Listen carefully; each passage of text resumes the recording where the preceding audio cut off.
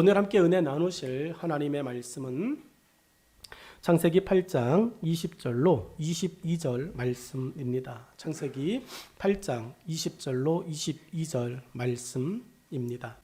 노아가 여호와께 제단을 쌓고 모든 정결한 짐승과 모든 정결한 새 중에서 제물을 취하여 번제로 제단에 드렸더니 여호와께서 그 향기를 받으시고 그 중심에 이르시되 내가 다시는 사람으로 말미암아 땅을 저주하지 아니하리니 이는 사람의 마음이 계획하는 바가 어려서부터 악함이라. 내가 전에 행한 것 같이 모든 생물을 다시 멸하지 아니하리니. 같이 읽겠습니다. 땅이 있을 동안에는 신음과 거둠과 추위와 더위와 여름과 겨울과 낮과 밤이 쉬지 아니하리라. 아멘. 함께 읽은 본문의 말씀을 가지고 노아의 예배 하나님께 향기가 되다라고 하는 제목으로 은혜를 나누겠습니다. 여러분, 은어라고 하는 생선이 있습니다. 은어라고 하는 생선입니다. 이 생선은 임진왜란 때 선조 임금께서 피난을 가면서 이게 생선이 드시고 싶은 거죠. 또 좀 신선한 생선이 드시고 싶었죠. 그래가지고 여러분이 이제 드신 생선인데 평상시에는 안 드셨던 생선인데 피난길에 먹으니까 너무 맛있는 거예요. 그래가지고 이제 신하들이 이 생선의 이름이 뭡니다 이렇게 말했더니 야, 이게 무슨 말도 되지 않는다. 이 생선은 그 정도의 생선이 아니야 이러면서 이름을 은어로 바꿔 주었습니다. 그러니까 임금님께서 직접 하사한 이름, 여러분 이거 엄청난 거잖아요. 은어라고 하는 이름으로 불러라 이렇게 이야기했어요. 그러니까 피난 기간 내내 여러분 그 생선은 대우를 받았죠. 원래 이름 버리고 은어라고 하는 이름으로. 전쟁이 끝났습니다. 임진왜란이 끝나고 다시 이제 환궁하고 돌아와서 그 생각이 계속 나는 거예요. 임금님께서 어느 날 이제 신하에게 야, 그때 먹었던 그 생선 있잖아. 그거 좀 다시 요리 좀 해서 줘봐. 아, 생각나네. 우리 어르신들이 옛날 힘들고 어려웠을 때 정말 맛있게 드셨던 그거 음식들 가끔 이제 별미로 드시는 것처럼 이제 선조 임금도 그렇게 이제 생선을 찾았어요. 신하들이 이제 또 그거를 정성스럽게 요리를 해서 대접을 했습니다. 임금님, 전하 여기 있습니다. 선조 임금께서 그걸 딱 드셨습니다. 그리고서 왜 이래 맛이 뭐 이렇게 바라시는 거죠. 여러분, 요리는 똑같은데요. 누가 변한 거예요? 임금님께서 변하신 거죠. 그때는 고생이고 지금은 여유 있는 거죠. 임금님께서 그 은어라고 하는 생선을 딱 드시자마자 옛날 그 맛이 아니야. 그러면서 야, 옛날 그 이름이 딱 맞다. 이 생선의 그 이름이 제격이다. 이름을 또 바꾸셨어요. 그 이름이 여러분이 잘 알고 있는 도루묵이라고 하는 이름입니다. 말짱 도루묵 이렇게 쓰는 그 도루묵 생선이 한때 은어라고 하는 이름으로 바뀌었어요. 여러분, 도루묵이라고 하는 뜻이 무엇인지 아십니까? 우리가 헛수고를 했을 때 써는 말이에요. 열심히 했는데 결과가 없고 아니면 내가 기대했던 것만큼 나지 않을 때 우리는 도루묵이라고 하는 이야기를 합니다. 예배는 아담과 하와가 에덴 동산에서 나온 후 하나님께 대한 경배로 드려졌습니다. 에덴 동산 안에 있을 때는 예배 자체가 필요가 없죠. 왜냐하면 하나님과 늘 같이 있으니까, 하나님과 소통하니까. 그런데 에덴 동산을 나오고 나니까 하나님 만나기가 너무 어려운 거죠. 동산에 있을 때는 늘 만났던 하나님이 동산 밖으로 나오는 순간 만나기가 어려운 분이 된 거예요. 여러분, 만나기 어려운 분입니까? 하나님이 에덴 동산만 창조하셨습니까? 세상의 모든 것을 창조하신 하나님인 줄로 믿습니다. 그런데 누구 마음이 어려워진 거예요? 그렇죠. 아담과 하와의 마음이 어려워진 겁니다. 그래서 그 어려워진 마음을 이제 대신할 수 있는 방법이 하나님을 기억하자. 하나님을 기억할 수 있는 방법이 뭘까? 하나님께 그냥 예전처럼 에덴 동산에 있을 때처럼 편하게 나가도 될까? 이게 아니라 하나님께 나아갈 때는 영과 진정한 마음으로 온 마음을 다해서 하나님, 제가 그 선악과를 먹었던 죄인입니다. 이러한 연약한 자의 마음으로 나아가자. 여러분, 그렇게 나아갔던 것, 이게 경배, 예배의 모습이었습니다. 그들의 아들들도요, 예배를 드렸어요. 아담의 아들들 가인과 아벨도 예배를 드렸어요. 그런데 그 예배를 드리면서 아픈 일도 경험했습니다. 첫 번째 예배 가운데 비극이 시작됐죠. 가인이 아벨을 돌로 쳐 죽이는 예배를 몇십 년 드리고 판가름 난 게 아니라 한 번의 예배 가운데 여러분 죽음을 경험하게 되어지는 이 아픈 일도 그들의 가정 속에 있습니다. 예배는 그렇게 사람들에게 하나님께 드려져야 하는 일들 중에 하나로 영과 진리가 없는 형식이 되어져 내려왔을 거예요. 창세기 3장부터 6장까지 예배는 계속되었다. 그런데 어떻게 예배가 전달되었냐? 살아남은 가인의 후예들, 그들에 의해서 예배도 하나님 앞에 신령과 진정한 모습이 아니라 일들 중에 하나로, 우리의 일주일의 삶의 예배는 일들 중에 하나가 되어지지 않기를 간절히 축복합니다. 오늘은 여러분, 우리는 오늘을 손꼽아 기다린 하나님의 백성인 줄로 믿습니다. 그런데 여러분, 요즘 교회 안에는 일들 중 하나가 되어진 사람들도 있어요. 어쩔 수 없이 교회 안 가면 아내가 밥을 안 준다고 이야기해서 밥을 먹기 위해서 온 남편들도 교회 안에는 있을 겁니다. 어떤 며느리는 시어머니의 사랑을 받기 위해서 교회 안 가면 시어머니가 또 이제 구박할까봐, 그런 집 없습니다. 근데 구박할까봐 며느리가 어쩔 수 없이 시어머니의 비위를 맞추기 위해서 교회의 일들 중에 하나로, 나 오늘 일 하나 했잖아. 무슨 일 했는데? 예배 드리러 갔다 왔잖아. 예배하러 갔다 왔잖아. 이렇게 이야기하는 우리의 자녀들이 그럴 수 있더라고요. 우리의 자녀들이 교회 안 가면 부모님에게 두들겨 맞지는 않겠죠. 아동학대로.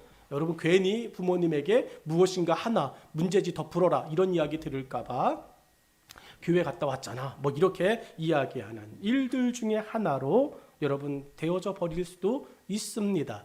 아담과 하와의 가정 안에서 시작되어진 예배가 시간을 지나면서 아담과 하와의 마음으로의 예배가 아닌 여러분 일들 중에 하나로 변질되어져 갔습니다. 하나님께 참으로 예배 드릴 줄 안다면 여러분 창세기 6장의 이야기는 빠져버리죠. 하나님께 영과 진정한 마음으로 예배드릴 수 있다면 6장에 기록되어지는 첫 번째 하나님의 말씀은 사라질 것입니다. 세상에 사람을 창조한 것을 내가 후회하였다. 이런 말은 사라질 거죠. 예배드릴 줄 아는 사람이 존재하는데 하나님이 우리를 지으신 것을 후회하시겠습니까? 그러진 않는다는 거예요. 여러분, 사람들을 보면서 하나님은 한탄과 후회하셨다라고 창세기 6장은 기록합니다. 이렇게 사람들에게 참된 예배가 사라지고 형식만 남은 예배가 홍수 후에 노아와 가족을 통해 다시 하나님께 드려지고 있는 모습이 우리가 함께 읽은 본문의 내용입니다. 여러분, 세상에 하나님이 홍수로 다 멸하셨습니다. 예배 드릴 수 있는 하나님의 영으로 창조되어진 이 땅에 일로 여겼던 사람들은 다 사라졌습니다. 이제는 하나님께 예배드리는 것이 아담의 마음이 되어진 노아와 노아의 가족만 남았습니다. 그리고 그들이 다시 예배를 시작합니다. 한국 교회가 예배를 다시 회복할 수 있는 그 날이 속히 오기를 간절히 기대합니다. 여러분의 삶에 예배를 다시 드릴 수 있는 참된 예배자의 삶이 회복되어지기를 간절히 축복합니다. 하나님은 예배 후에 노아와 가족들에게 약속을 말씀하십니다. 우리는 이러한 하나님의 말씀이 있는 예배를 회복하고 드리는 일에 마음을 다해야 함을 말씀을 통해 이 아침 함께 깨닫기를 간절히 기대합니다. 여러분, 20절의 말씀을 보면 세상의 심판 중에도 방주 안에선 하나님의 창조 질서가 일하고 있었다라고 이야기하죠.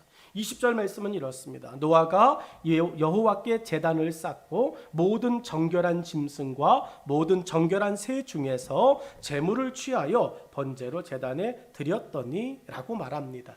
여러분, 노아가 방주에 가족과 함께 탔습니다. 그 방주에 들어간 것은 정결한 짐승과 부정한 짐승 같이 들어갔습니다. 여러분, 그 노아의 방주 안에서 비가 내리는 시간 동안 어떤 일이 벌어졌을까 우리는 상상해 볼 필요가 있습니다.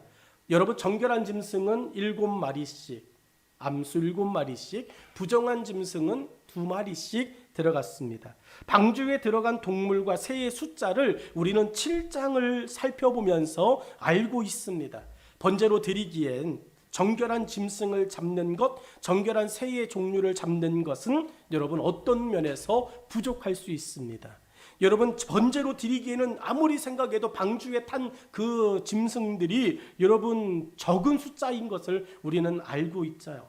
그렇다면 노아가 제물로 삼은 것은 부족한 것 중에 하나일까요? 아니면 방주 속에서 새로 태어난 것 중에 하나일까요?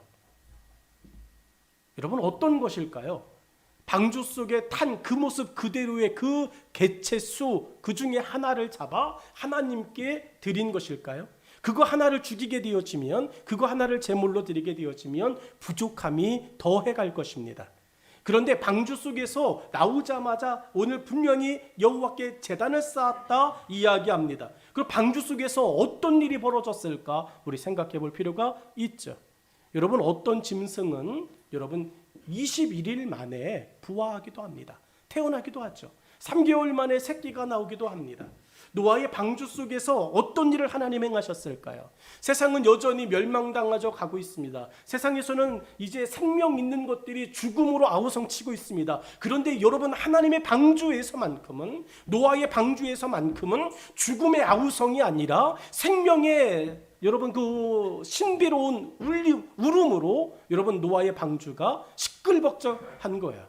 교회는 생명의 울음으로 시끌벅적한 공간인 줄로 믿습니다. 여러분의 마음은 늘 하나님의 생기로, 하나님의 생명으로 여러분 우리의 마음은 늘 새로움을 맛보고 경험해야 될 줄로 믿습니다. 에덴 동산에서 쫓겨난 아벨이 드린 제사는 에덴 동산에서 갖고 나온 것이 아니라 아벨이 키운 것 중에 가장 좋은 것이었다고 성경은 말합니다. 여러분 아벨이 하나님께 여러분 첫 새끼로 첫 그 양으로 예배를 드렸다라고 이야기해요. 그 갖고 나온 게 아니라 자기가 그곳에서 하나님의 은혜로 말미암아 새로운 것을 얻었음을 이야기하고 이 모든 것은 하나님의 은혜입니다라고 고백하면서 드리는 거죠. 우리가 일주일의 첫날을 주일로 삼는 건 이번 일주일 모든 것이 하나님에 의하여 새로 시작되어집니다라고 하는 오늘 이 본문의 정확한 이야기로 우리가 시작하고 있는 것입니다. 노아의 예배는 세상의 심판 중에도 믿음으로 순종한 사람에게 부어주신 하나님의 번성의 축복을 큰 그림으로 보여주고 있는 사건이라는 거죠. 오늘 8장의 이야기를 보면서 우리가 그려볼 수 있는 이 성경의 이야기가, 성경의 그림이 뭐냐면 세상의 심판 중에도 믿음으로 순종하는 사람은 하나님의 축복을 경험한다. 세상의 막힘 속에도 하나님께 믿음으로 순종한 사람은 하나님의 길을 걷는다 라고 하는 이 은혜의 이야기를 오늘 본문이 이야기하는 거죠. 그 이야기의 첫 번째가 예배라고 하는 것입니다.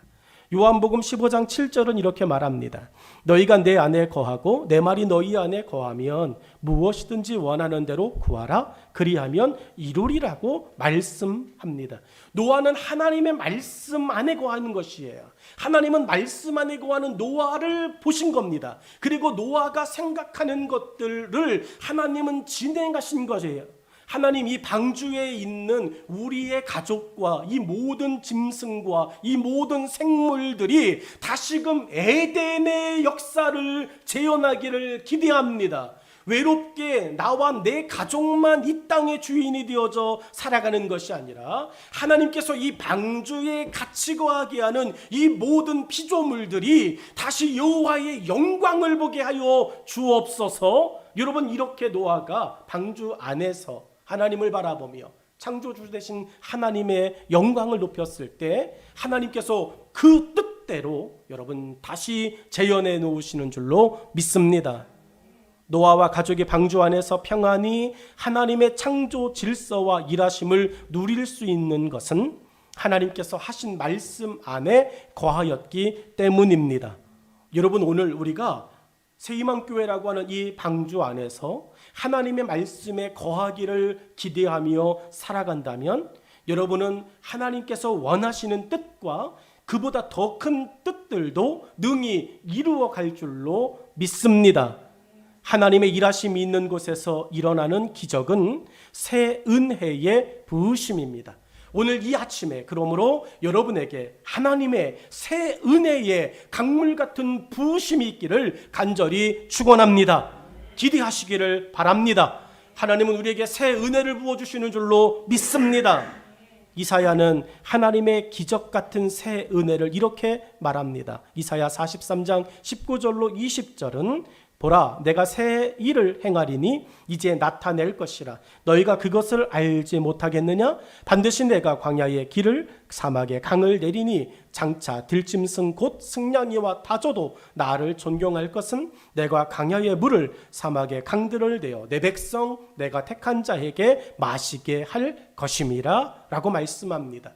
하나님이 새로운 일을 행하십니다. 그 새로운 일의 주인공은 바로 하나님의 뜻을 바라보며 하나님의 은혜를 믿는 그 사람, 하나님의 백성만이 하나님께서 예비하신 길과 준비하신 것들을 마시게 될 거라고 성경은 말씀합니다. 사람들의 눈을 피해 한낮 가장 뜨거운 시간에 물을 길러온 수가성 여인에게 예수님은 말을 거셨습니다. 예수님의 말에 여인은 대꾸를 하지 않아도 됩니다. 무시하고 자기가 해야 할 일을 하고 그냥 돌아가면 됩니다. 그런데 여인은 예수님과 대화를 하며 예수님의 말씀을 들었습니다. 여러분 잘 기억하셔야 됩니다. 이 수가성 여인은 예수님의 말씀에 대꾸하지 않아도 됩니다. 그 일은 내 일이 아니기 때문에 내가 해야 할 일을 하고 그냥 돌아가도 돼요. 그런데 여인은 예수님과 대화를 하고 있습니다. 예수님과 말도 되지 않는 대화를 시작했지만 예수님의 말씀을 듣는 것이 되었습니다. 오늘 여러분의 삶 속에 하나님께 나와 예배의 시간에 여러분의 억울한 일이 있습니까? 여러분의 속상한 일이 있습니까? 여러분의 한탄되어지는 일이 있습니까? 여러분 그 모든 억울함과 분노와 속상함과 여러분의 그 주변에 있는 사람들의 그 짜증나는 일들을 여러분 우리가 하나님 앞에 이야기할 때 여러분 그것이 대화의 시작이 되어질 수 있다면 그 대화의 시작을 통하여 위로하시는 하나님을 경험하게 될 것입니다. 때로는 우리의 마음을 질책하시는 하나님을 경험하게 될 수도 있습니다. 수가성 여인은 예수님과 대화했다라고 하는 것들을 시작으로 예수님의 은혜를 얻는 여인이 됩니다. 예수님의 말씀을 들은 여인에게 어떤 기적이 일어났습니까? 여인에게 노아가 경험한 방주 안의 기적이 일어났습니다. 여인이 경험한 기적을 요한복음 4장 14절은 이야기합니다. 내가 주는 물을 마시는 자는 영원히 목마르지 아니하리니 내가 주는 물은 그 속에서 영생하도록 솟아나는 샘물이 되리라 라고 말씀합니다. 여러분 여인이 물 항아리를 가지고 온다라고 하는 건 그 항아리는 물이 솟아나지 않는다는 거예요. 우리가 가지고 있는 세상의 것들은 솟아날 수 있는 영향력과 우리에게 무엇인가를 줄 수 있는 자생 회복 능력이 없다는 것입니다. 그런데 오늘 대화하고 있는 예수님은 다르다는 거죠. 대화하고 있는 예수님과 말을 거는 여인은 그 예수님과의 대화를 통하여 무엇을 얻느냐? 솟아나는 샘물을 얻는 거예요. 여러분이 예배를 통하여 여러분의 삶을 이끌어가고 우리를 지치지 않게 하시는 하나님의 그 새 은혜, 그 역사 안에서 우리가 살아가기를 소망합니다. 예수님은 누구든지 말씀을 듣고 그 말씀에 거하며 순종하는 자에게 기적을 행하십니다. 요한복음 6장 35절은 이렇게 말합니다. 예수께서 이르시되 나는 생명의 떡이니 내게 오는 자는 결코 줄이지 아니할 터이요 나를 믿는 자는 영원히 목마르지 아니하리라. 할렐루야. 여러분 예수님께서 약속하신 겁니다. 뭐라고 약속하셨냐? 나는 생명의 떡이다. 내게 오는 자는 결코 줄이지 아니할 것이다. 여러분 우리가 오늘 목마르다고 이야기합니다. 오늘 내가 무엇인가가 부족하다고 이야기합니다. 삶에 만족이 없다고 이야기합니다.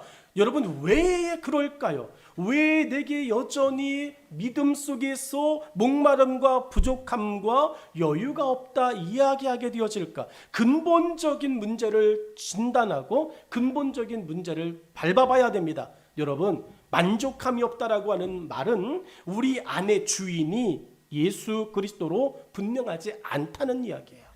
세상을 보며 사람을 볼 때 만족함이 없지만 나의 주, 나의 예수 그분을 볼 때 만족함이 있었네 라고 하는 우리 복음성가를 많이 불렀습니다. 그 복음성가를 부르면서 우리는 예수로만 살겠다, 예수로만 만족하겠다라고 결심하고 다짐했어요. 그런데 그 찬양을 안 불러요. 그러니 여전히 여러분, 우리는 세상이 무엇인가가 우리에게 더 채워지기를 기대하죠. 예수님은 그렇게 말씀하십니다. 우리에게 내게 오라고, 내가 너희에게 채워주겠다고, 부족하지 않게 하겠다고 말씀합니다. 믿음의 사람 다윗은 그래서 시편 23편에 이야기합니다. 여러분, 우리에게 예수 그리스도 여호와는 내게 부족함이 없게 하시는 하나님이신 줄로 믿습니다. 가나의 혼인잔치에서 포도주가 떨어지는 돌발 상황이 벌어졌습니다. 사람들은 생각했던 것 같아요. 이 정도면, 그리고 이 정도 인원이면, 이 정도 준비했으면 여유 있을 거야, 망신당하진 않을 거야, 그 사람들보다도 조금 더 여유 있게 준비했으니까 사람들은 좋은 기억을 가지고 갈 거야. 이게 우리의 한계라는 거죠. 오늘 우리에게 은혜를 부으시는 하나님은요, 무한하신 하나님이신 줄로 믿습니다. 세임한교회는 몇 명 안 되니까 이 정도 은혜면 다들 흡족해 하고 돌아갈 거야. 여러분, 천만에요. 하나님은 우리에게 인원수로, 모인 사람의 숫자로 하나님의 은혜를 가늠하시는 분이 아니라 한 사람에게 하나님께서 새 영과 새 마음과 새 은혜를 여러분 감당하지 못할 만큼 부어주시는 줄로 믿습니다. 그러므로 오늘 우리가 여러분 사무엘과 같은 은혜를 경험하고, 베드로와 같은 은혜를 경험하고, 바울과 같은 은혜를 경험하고, 이 시대의 복음으로 사람들을 옳은 길로 인도하는 다니엘과 같은 은혜를 경험하게 되기를 간절히 축원합니다. 사랑하는 여러분, 가나의 혼인잔치에서 떨어진 포도주를 어떻게 맛보게 되어졌을까? 그 돌발 상황을 어떻게 극복하였을까? 예수님은 여전히 그곳에서 말씀하시더라는 거죠. 오늘 이 아침 예배에 대한 이야기를 함께 나눕니다. 여러분, 이 예배 시간에 여러분이 집중하고 신경 써야 할 것은 여러분의 가슴 속에, 여러분의 영혼 속에 지금 하나님께서 말씀하고 계시는가? 내게 하나님께서 지금 말씀하고 계시는가? 하나님이 지금 내게 어떤 말씀을 하시는가? 여러분, 이것을 우리가 졸며 들을 시간이 없어요. 다른 생각하며 들을 시간이 없습니다. 여러분, 가나의 혼인잔치에서 예수님은 그 종들에게 이야기합니다.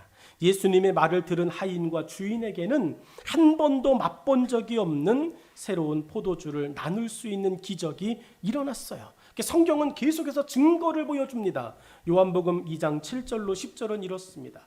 예수께서 그들에게 이르시되 항아리에 물을 채우라 하신즉 아귀까지 채우니 말을 듣고 순종했어요. 이제는 떠서 연회장에 갖다 주라 하심에 갖다 주었더니 망신당할 거 뻔히 압니다. 여기 들어있는 거 물인 거 압니다. 지금까지 내가 물 갖다 부은 것을 이들이 압니다. 누가 말하지 않아도 내가 증인입니다. 그런데 갖다 주어야 돼요. 순종해야 됩니다. 순종하기를 결정하고 갖다 주었습니다. 연회장은 물로 된 포도주를 맛보고도 어디서 났는지 알지 못하되 분명히 이야기합니다. 물로 된 포도주를 맛보고도 라고 이야기합니다. 여러분, 포도주를 맛보는 게 아닙니다. 물로 된 포도주를 맛보고도 어디서 났는지 알지 못하되 라고 이야기합니다. 물떠온 하인들은 알아차렸습니다.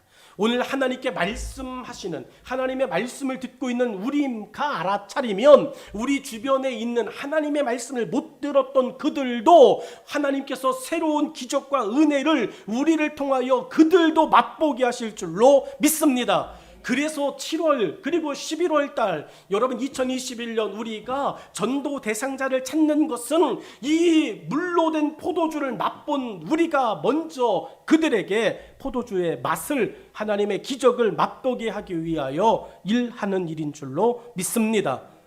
하나님의 일하심은 중단된 적이 없습니다. 방주 안도 하나님이 다스리는 또 다른 세상이었습니다. 저 말씀을 준비하면서 세상이 멸망되어져 가고 있다, 세상에 큰 홍수가 났다, 사람이 살아있지 않는다? 하나님의 일이 중단되나? 아니요. 하나님은 또 다른 하나님의 일하심을 방주 안에서 계속해 가고 계시죠.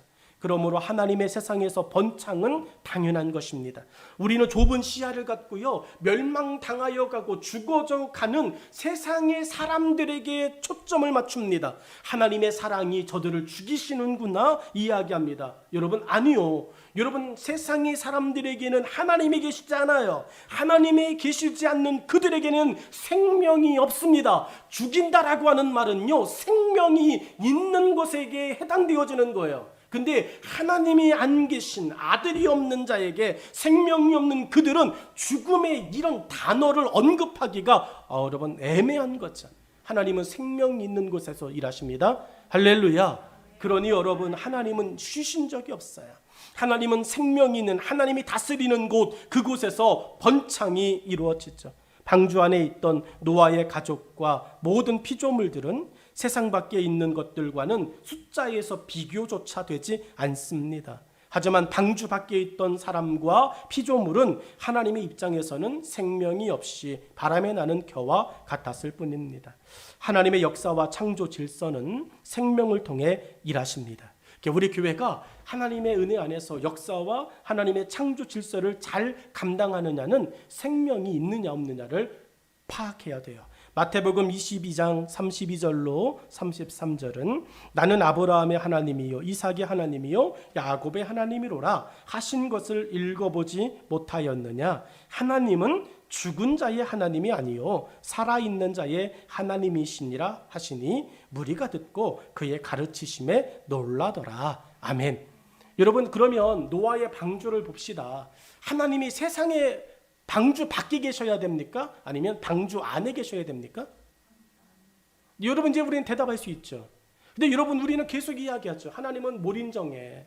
하나님은 사랑이 없어. 왜냐하면 세상 밖에 관심이 있으니까. 그 방주 밖에 관심이 있으니까요. 방주 밖에 있는 것에 초점이 맞춰지니까요. 생명 없는 것에 관심이 가고 생명 없는 것에 여러분 연민이 가니까 영원히 갖지 못할 것에, 영원히 함께할 수 없는 것에 마음이 가니까 여러분, 우리는 죽은 자의 하나님으로 계속 인식하는 거예요. 하나님은 생명이 있는 곳에서만 역사하십니다. 이건 변하지 않아요. 하나님은 지금도 살아있는 교회를 통하여서만 역사하십니다. 하나님은 교회를 통해 역사하시는 게 아니라 하나님은 지금도 살아있는 교회, 하나님의 영광과 하나님의 교회를 이루신 머리가 되신 그곳을 통하여서 일하십니다. 그렇기 때문에 우리는 우리의 생명이 여러분 어떤 생명인가를 확인해야 됩니다. 하나님은 살아있는 모든 것들을 통하여 모든 능력을 행하십니다. 그래서 방주 안에 있는 존재들의 가치가 새로운 것입니다. 하나님은 방주 안에 있는 사람과 피조물로 충분함을 계획하신 겁니다. 하나님은 여러분 살아있는 사람 한 명이면 충분하다 말씀하신다고요. 요한복음 12장 24절은 이렇게 하나님의 마음을 잘 표현합니다. 내가 진실로 진실로 너희에게 이르노니 한 알의 밀이 땅에 떨어져, 한 알이면 돼요. 한 알의 밀이 땅에 떨어지면 됩니다. 노아와 노의 가족이면 됩니다. 방주 안에 탄 정결한 짐승 7쌍과 부정한 짐승 2쌍이면 하나님은 이 땅을 다시 재현하실 수 있습니다. 여러분, 우리 교회도 똑같습니다. 한 알의 밀알이면 됩니다. 하나님의 마음이 너무 잘 표현되어져 있어요. 우리의 믿음은 환경의 영향을 벗어나 하나님의 일하심을 경험하는 축복의 때를 만들어 갑니다. 방주 밖은 죽어가는 현장이지만 방주 안은 새로운 생명이 태어나는 현장이 되게 하신 하나님의 일하심은 우리가 어떤 믿음이 되어야 하는지를 보여주십니다. 여러분, 첫 번째, 하나님은 세상의 멸망 속에도 방주 안에서 여전히 하나님의 일하심이 있었다라고 하는 것을 함께 나누었어요. 여러분, 그 속에서 노아는 예배하는 것을 시작합니다. 20절로 21절 말씀의 두 번째 이야기가 노아의 예배에는 철저한 주인의식이 있다. 예배에는 철저한 주인의식이 있어야 됩니다. 오늘 예배를 드리고 있다. 여러분, 내가 누군가에게 예배를 드리고 있는 거예요. 예배를 하고 있는 게 아닙니다. 예배를 드리고 있는 거죠. 철저한 주의 의식이 있어야 돼요. 가끔 가다가 배짱으로 예수 믿는 사람들은요, 안 해? 이런 말을 합니다. 수시로 하죠. 뭐 그러면 나 안 한다? 뭐 이런 말을 합니다. 여러분, 그런 이야기를 들을 때 우리는 참 마음이 무너져 내립니다. 왜 그렇게 이야기할까라고 하는 생각을 합니다. 여러분, 왜 그럴까? 주인 의식이 반대로 되어졌기 때문이죠. 그거 하는 것의 주인은 내가 되어지는 거야. 그게 오늘 노아가 예배를 통하여 우리에게 버리게 하는 모습이죠. 노아가 여호와께 제단을 쌓고 모든 정결한 짐승과 모든 정결한 새 중에서 제물을 취하여 번제로 제단을 드렸더니 여호와께서 그 향기를 받으시고 라고 성경은 이야기합니다. 노아는 홍수를 통해 세상의 주인이 누구인지를 철저히 깨달았습니다. 홍수와 함께 시작된 방주 밖에서 일들은 노아로 하여금 하나님의 주인 되심을 더욱 확실하게 하는 거죠. 40일 동안 밤낮으로 비가 내리는 것도 여러분 정말 신기한데, 이 세상의 모든 코로 호흡하는 모든 생물들을 하나님께서 일순간에 죽이신다? 그러면 주인이 누구인가를 노아는 방주 안에서 철저하게 배워가는 것입니다. 하나님이 내게 주인이다, 하나님이 우리의 주인이다를 배우는 것은 굉장히 중요합니다. 여러분, 세상을 살면서 우리가 가끔 주인 되어지고 싶은 마음이 있을 수 있습니다. 특별히 헌금을 드리는 부분에 있어서는 가끔 주인이 되어지는 것을 뛰어넘어 매일 주인 되어지려고 하는 생각이 있죠. 교회 일도 마찬가지입니다. 여러분, 어떻게 보면 목회자가 어떠한 일을 하려고 할 때 사정을 하는 것들을 보게 되죠. 제발 좀 해주세요 라고 통사정을 해야 되어지는, 특별히 힘든 일일수록 평신도들에게 통사정을 해야 되는 일들이 생기죠. 여러분, 그래봤자 나도 종, 여러분도 종이죠. 주인이신 위에 계신 분이 우리에게 말씀하시면 우리는 그저 순종하는 것밖에는 없습니다. 철저하게 주인 의식을 배워가는 것. 예배를 통하여서 우리는 무엇을 배우느냐? 철저하게 주인 의식을 배워가는 것입니다. 하나님께서 받으시더라, 여호와께서 그 향기를 받으시더라 라고 21절의 앞부분에서 노아가 강조하고 있는 것은 주인이신 하나님이 받으신다라고 하는 겁니다. 사람이 할 수 없는 것이 자연현상입니다. 자연 앞에선 모든 사람이 겸손해집니다. 예수님도 제자들과 함께 복음을 전하시고 밤늦은 시간에 갈릴리 호수를 지나 다른 마을로 가시는 도중에 너무 피곤하셨습니다. 그래서 배에서 주무셨습니다. 여러분, 배를 조종하는 일에 능숙한 제자들이 그곳에 많이 타고 있었습니다. 여러분, 내가 아니어도 능숙하게 이 문제를 헤쳐갈 사람들이 존재하면 내가 쉴 수 있습니다. 예수님이 제자들을 믿고 잠이 드셨습니다. 그것도 깊은 잠이 드셨습니다. 옆에서 풍랑으로 인해 배가 여러분 요동치고 있을 때도 예수님은 일어나지 않으셨습니다. 얼마나 피곤하셨는지를 말씀하는 거예요. 근데 그 정도까지 예수님께서 일어나지 않으셨던 것은 믿는 제자들이 있었기 때문이죠. 내가 너희를 의지해, 내가 너희를 신뢰해, 내가 너희를 믿어 라고 하는 여러분 그 믿음이 있었어요. 그런데 제자들은 무엇입니까? 제자들이 배는 조종할 수 있을지 몰라도요, 바람과 파도를 조종할 수는 없었어요. 그러니까 그날 밤에 그 스토리를 보면, 그날 밤 이야기를 보면 제자들은 배를 포기하잖아요. 그러니까 왜냐하면 배는 내가 조종할 수 있거든요. 배는 내가 능숙하게 다룰 수 있거든요. 여기에 계신 예수님보다도 내가 이 배에 대해서만큼은 너무 잘 알아요. 그러니까 제자들은 배를 포기하려고 하지 않습니다. 문제를 무엇으로 보느냐? 이 배를 잘 조종해 반대편까지 가면 되는 것으로 봐요. 근데 더 큰 문제가 뭐죠? 내가 조종할 수 없는 문제가 생기는 거예요. 제자들이 진짜 조종해야 되는 것은 배가 아니죠. 뭐예요? 바람과 파도였어요. 근데 바람과 파도 돼요, 안 돼요? 안 됩니다. 여러분, 주무시고 계신 예수님은 주무시지만 여러분 일어나시면 바람과 파도는 예수님이 조종하세요. 배는 조종하지 못하셔서 무시당하십니까? 배는 조종하지 못하시니까 여러분 업신당합니까? 안 그렇죠. 여러분, 예수님께서 주무시다가 제자들이 깨달았어요. 내가 배는 조종할 수 있어도 이 바람과 파도를 조종할 수는 없구나. 갑자기 몰아닥친 풍랑 앞에서 제자들은 모든 수단을 동원해 자연현상을 극복하고 주인이 되려고 발버둥쳤습니다. 이게 배를 버리지 않는 모습의 특징이에요. 배를 버리지 않았다라고 하는 건 내가 이 역경과 위기를 극복하고 내가 사람들에게 주인이 되어줘 보겠다. 멋있게 내가 성공담을, 모험담을, 영웅담을 이야기하겠다라고 하는 거였어요. 그런데 그렇게 하면 할수록 제자들은 자기들의 연약한 한계와 자연뿐만 아니라 세상의 진짜 주인이 누구인지를 깨닫게 되었어요. 맨 마지막에 제자들은요, 배를 조종하는 것을 멈춰버립니다. 여러분, 그게 주인의식을 깨닫는 거예요. 오늘 여러분의 삶의 계획을 멈추는 거죠. 예수님을 만난다라고 하는 건 내 삶의 계획을 멈추는 거예요. 예수님께 예배드린다라고 하는 건 내 삶의 계획과 내 삶의 일정들을 멈추는 것입니다. 그리고 그분께서 말씀하는, 하나님께서 예배를 통하여 말씀하는 하나님의 음성을 내가 듣겠습니다라고 하는 믿음의 고백입니다. 여러분, 제자들이 예수님을 깨워요. 예수님이 일어나셨어요. 그리고 그 일어나신 예수님께서, 여러분, 제자들이 예수님을 깨운 이유가 뭐냐면 예수님이 늘 하셨던 말씀이에요. 나는 하나님의 아들이다. 하나님이 누구지? 세상 모든 것들을 창조하신 분이야.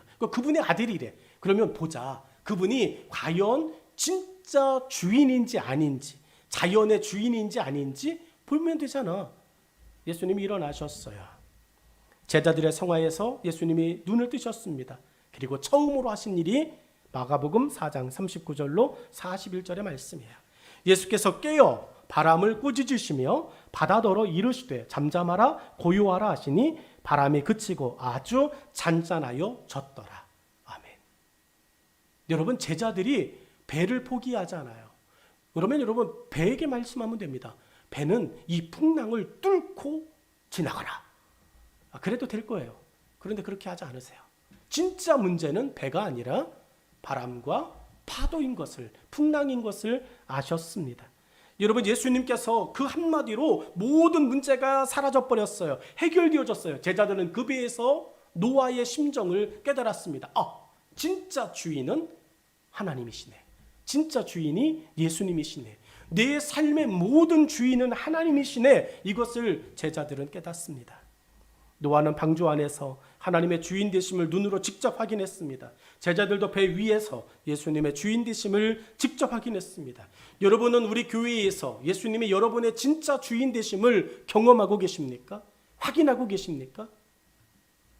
여러분, 노아의 방주와 제자들이 탔던 그 배와 여러분이 섬기고 있는 우리 교회가 동일한 하나님의 역사의 공간이라면, 여러분, 오늘 우리는 이곳에서 우리의 예배를 받으시는 우리의 진짜 주인이신 하나님을 오늘 우리의 눈으로, 우리의 영적인 통찰력으로 여러분 확인할 수 있기를 간절히 축원합니다. 제자들도 배 위에서 그 주인 되신 예수님의 모습을 확인합니다. 주인을 확인한 후 노아가 방주 밖에서 한 첫 번째의 행동이 주인 되신 하나님께 경배드리는 예배의 모습이었습니다. 사르밧과부가 엘리야의 말에 순종한 것은 어차피 죽을 건데, 어차피 없는데 라고 하는 절망의 순종이 아닌 엘리야를 보내신 주인 되신 하나님을 느꼈기 때문입니다. 이건 굉장히 중요해요. 여러분, 없으니까 어차피 없으니까 섬길게요, 이게 아니라요, 하나님을, 엘리야를 보내신 하나님을 내가 주인 삼겠으니 내가 섬기겠습니다 라고 하는 이야기입니다. 하나님은 노아의 예배에 대해서 어떤 평가를 하셨는가? 오늘 21절은요, 받으시고 이렇게 말씀하세요. 자기 말은 자기의 것을 당연하게 취하는 주인의 모습입니다. 그러니까 노아가 그렇게 예배 드리는 건요, 당연한 거예요. 그래서 하나님은 그냥 그거를 당연하게 받으십니다. 뭐 하나 받으면서 야, 없는데, 야, 이렇게 부족한데, 아유, 왜 그랬어? 여러분, 이런 미안해 하시는 것이 전혀 없습니다. 하나님은요, 어쩌면 사르밧과부에게 보내신 엘리야의 뻔뻔함을 오늘 노아의 예배를 통해서, 번제를 통해서도 우리에게 여실히 보여줍니다. 그러니까 여러분이, 우리가 예배를 드리면서 하나님, 진짜 나 없어요. 그런데 이 11조 안 하면 이번에 어떤 걸 해결할 수 있는데 이렇게 하세요. 근데 하나님은 그것을 아주 태연하게 받으세요. 뻔뻔하게 그것을 받으세요. 하나님 어떤 면에서는 정말 뻔뻔하게 그지없어요. 그런데 여러분, 왜 이렇게 뻔뻔하게 받으실 수 있을까요? 우리가 막 병이 걸려가지고 막 골골거리고 있어요. 그런데 여러분, 하나님 앞에 나와 예배를 드려요. 하나님 왜 그렇게 받으실까요? 주인이시니까요. 다른 문제 없습니다. 주인이시니까요. 여러분, 우리는 근데 이 주인 대신 하나님을 만나지 않으면 내가 하고 있는 이것이 여러분 피해로 느껴지더라는 거죠. 노아는 오늘 하나님께 피해를 느끼는 게 아니라 주인 대신 하나님께 예배드리고 있는 것입니다. 말씀의 결론을 간단하게 정리하면 이거예요. 노아가 방주 밖에서 한 처음의 행위가 예배였어요. 노아의 예배는 홍수 후에 살아남은 유일한 사람과 가족이 드린 예배라는 의미를 갖습니다. 그러니까 노아의 8장에 나오는 이 예배는 노아와 노아의 가족이 드린 예배, 다시 말하면 개인의 예배와 공동체의 예배가 다시금 하나님께 회복되어졌다라고 하는 이야기예요. 아벨과 가인의 예배 속에서 여러분 개인과 공동체의 예배가 회복되어진, 그래서 그것을 하나님이 받으신 것처럼 오늘 우리들의 예배 가운데 나의 예배와 나 개인의 예배와 우리 교회 공동체의 예배가 함께 회복되어져 하나님께 드려질 때 하나님은 그것을 향기로 받으신다라고 하는 사실을 기억하시기를 바랍니다. 그러니 여러분, 나 하나 사는 것 못지않게 우리 전체가 어우러져 살아갈 수 있도록 우리의 옆에 있는 사람들의 믿음과 영적인 성장을 이끌어주는 일에 저와 여러분이 하나가 되어질 때 하나님께서 우리의 예배 가운데 하나님의 희망의 말씀을 선포해 주실 줄로 믿습니다. 예배는 하나님을 기쁘시게 합니다. 예배는 우리를 하나님 앞에 진실되게 합니다. 그래서 예배는 모든 믿는 자들이 모일 때마다 행하는 아름다운 믿음의 고백입니다. 우리의 예배를 통해 하나님의 온전한 주인 되심이 드러나고 고백되도록 이번 일주일 여러분이 예배자가 되어지기를 간절히 기대합니다. 기도하겠습니다.